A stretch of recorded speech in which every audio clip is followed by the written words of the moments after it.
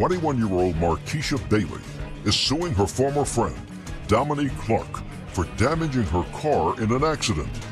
Dominique says it was a drunken Markeisha who damaged the car.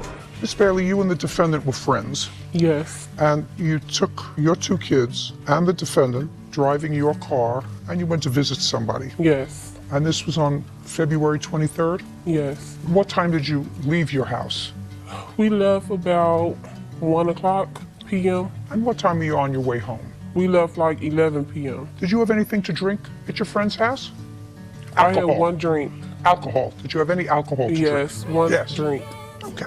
Now, on the way home, the defendant drove. Yes. You got into the car, according to you, passed out fast asleep. No, I didn't go to sleep immediately, but I was asleep while she was driving. And according to you, you woke up with a jolt because there had been an accident. Yes.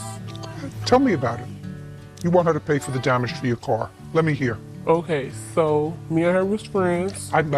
Listen, I've been there, done that. Now you just woke up with a jolt in the car on February 23rd. You see, we just cut to the chase. We do Reader's Digest here. It's a half-hour program. So I guess she hit the car. I woke up with a jolt. You don't know what happened. Right, I woke up Just with a a jolt. You don't know what happened. You woke up, there was an accident. Yes. Go ahead.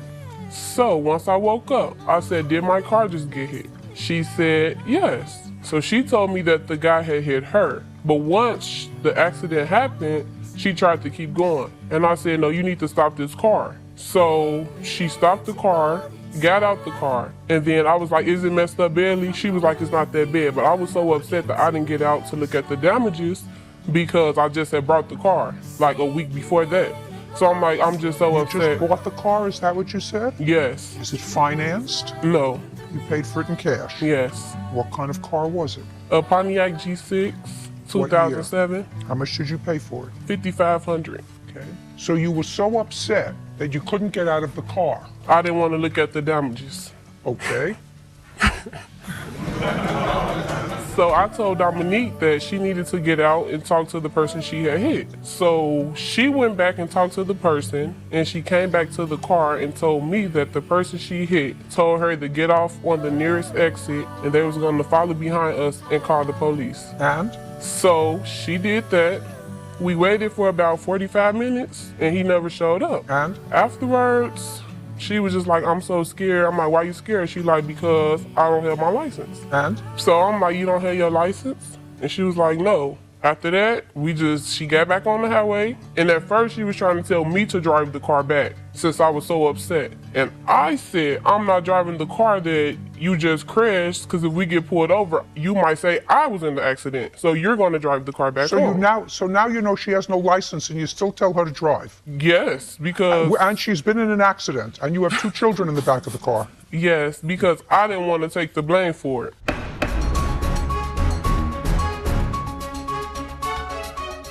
Anything else you want to tell me?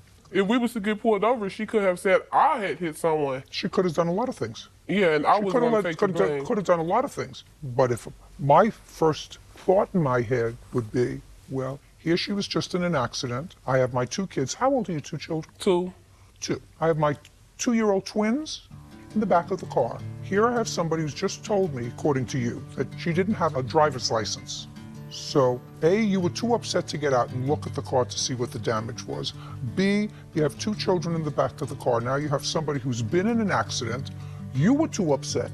Most of the time when people are in an accident, they're upset. So I would have gotten behind the wheel, especially with my 2. You have a driver's license, don't you? Yes, but she told me she had a driver's license. But now you just told me she told you she didn't. She told me she did have a driver's license. If she didn't have one, she wouldn't have drove my car from the beginning. But you told her to get back into the car to drive home. Yeah, I did, after she caused the accident. Yes, I did. Okay, good. Take care of your own car. But you don't know if she caused the accident. You don't know if the other person caused the accident. No, I know that she caused the accident. You were sleeping. How do you know? Because I could tell, like, when I finally looked at the car, once I did look at the car, my car was totally damaged. I'm like, you had to have hit someone. Also, someone had told me that she told them she fell asleep while driving.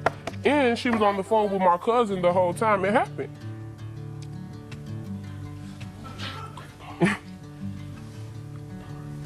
Oh, okay. Do I need to take this?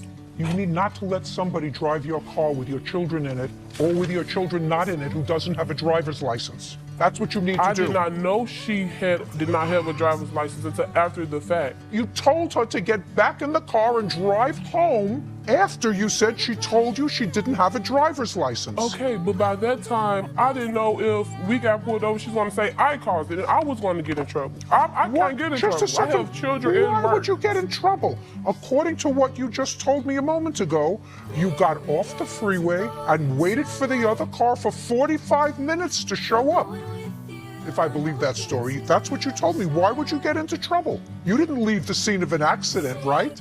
You got off the freeway at the next exit and you waited for the other car. That's what you told me. Yes. Why would you get into trouble? Because we got back on the highway. Yeah, goodbye. Please excuse me, step out.